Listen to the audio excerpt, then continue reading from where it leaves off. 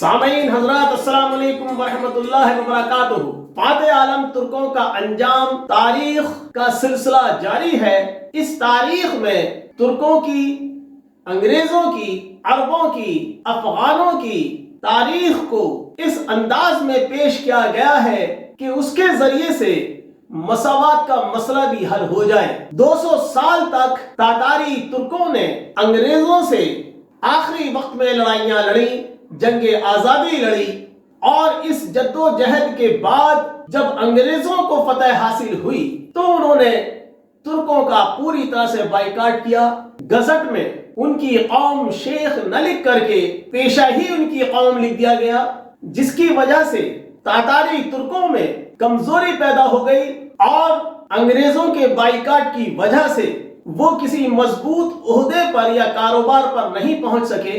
بڑے بڑے عہدوں سے مغل حکومت کے الگ ہٹ کر وہ معمولی کام کرنے کے لیے مجبور ہوئے، اور جب وہ ان کاموں سے لگ گئے تو انگریزوں نے انہیں توڑنے کے لیے اور ترک قوم کو ختم کرنے کے لیے، ان کے اندر احساس کمتری پیدا کرنے کے لیے ان کی قومیں وہ بنا دی جو ان کا پیشہ تھا۔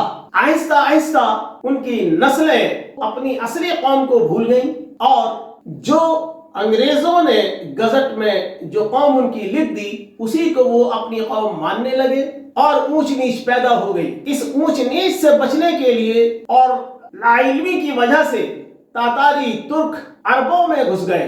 انہوں نے خود کو صدیقی، قریشی، علوی وغیرہ کہنا شروع کر دیا تاکہ وہ معاشرے میں اپنے آپ کو برابر کر سکیں، لیکن اس طرح سے برابر نہیں ہوا جاتا ہے۔ جب انہوں نے معاشرے میں برابری کی کوشش کی تو جو اصلی صدیقی تھے اور اصلی قریشی تھے، جو پہلے کبھی اپنے نام کے ساتھ شیخ نہیں لگاتے تھے، انہوں نے شیخ کا اضافہ کر لیا، ان کے نام سے شیخ ہٹا دیا گیا، اور عربوں نے اپنے نام کے ساتھ شیخ کا اضافہ کر لیا تاکہ دونوں میں فرق قائم رہے۔ ان لوگوں کو جو پیشے ور قومیں بن گئی تھیں، انگریزوں اور عربوں کی طرف سے یہ پروپیگنڈا شروع ہوا کہ یہ نیچ قوموں سے کنورٹڈ لوگ ہیں، نیچ قوموں سے مسلمان ہوئے ہیں۔ ایسا ہرگز نہیں ہے۔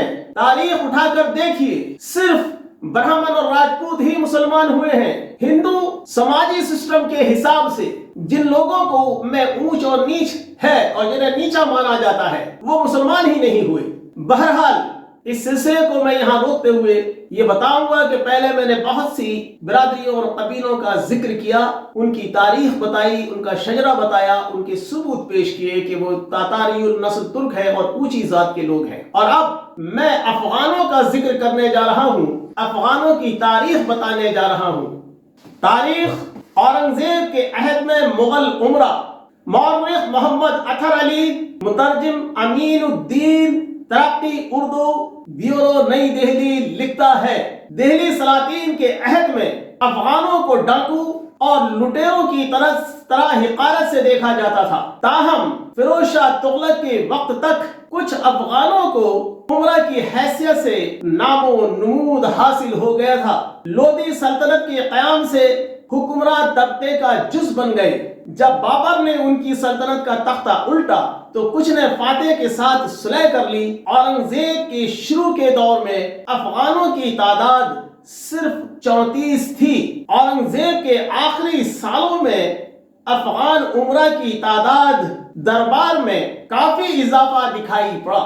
منوچی 2 صفحہ 433 پر رقم تراز ہے کہ افغان امیرانہ لباس صرف دربار کے لیے زیب تن کر سکتے تھے، جب واپس آتے تو اپنے قبیلے کا سادہ لباس پہنتے تھے۔ اورنگزیب کے دور میں افغان سارے ہندوستان میں پھیلے ہوئے تھے اور ہر جگہ سرکشی اور بد انتظامی کا سبب بنے ہوئے تھے۔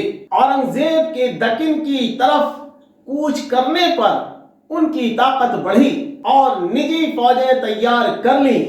افغان امرا کی تعداد میں اضافے نے امرائے سلطنت کی اندرونی ربط و ضبط کو کمزور کر دیا تھا، اور جب اورنگزیب کسی حاوی شخصیت بیچ سے ہٹ گئی تو مزید کمزوریاں مرکزی حکومت میں ان کے سبب سرایت کر گئیں۔ اورنگزیب کے دور میں 10,000 فوج کے افسر کو خان کہا جاتا تھا جو کہ ترک ہوتا تھا۔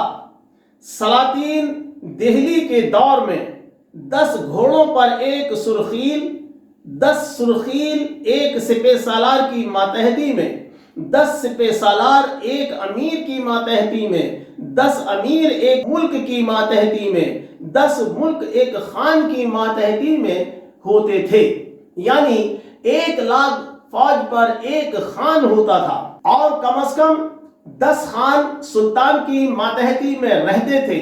یہ سب نسلاً ترک ہوتے تھے، ان میں کوئی بھی افغان نہیں ہوتا تھا، کیونکہ سلاطین کے دور میں افغانوں کو ڈاکوؤں کی طرح حقارت سے دیکھا جاتا تھا۔ تاریخ کے یہ الفاظ افغانوں کے لیے ہیں، خانوں کے لیے نہیں۔ افغانوں میں مندرجہ ذیل قبیلے ڈاکٹر محمد عمر نے لکھے ہیں۔ Number 1 Afridi, number 2 Bangash, number 3 Barakzai, number 4 Barak, number 5 Daudzai, number 6 Yousafzai, number 7 Durrani, number 8 Kakar, number 9 Gorgashti, number 10 Khalil, number 11 Lodhi, number 12 Mohammadzai, number 13 Orakzai, اور 14 number Rohilla, number 15 Sulemanzai. ان کے اور راجپوتوں کے علاوہ باقی مسلم خان قبیلے نسلاً تاتاری یا مغل ترک ہیں۔ یوں تو خان کے خطابات غیر مسلموں کو بھی دیے گئے ہیں، اور سر سید احمد خان کے پاس بھی خان کا خطاب ہے، لیکن ان کا شمار افغانوں میں نہیں ہوتا۔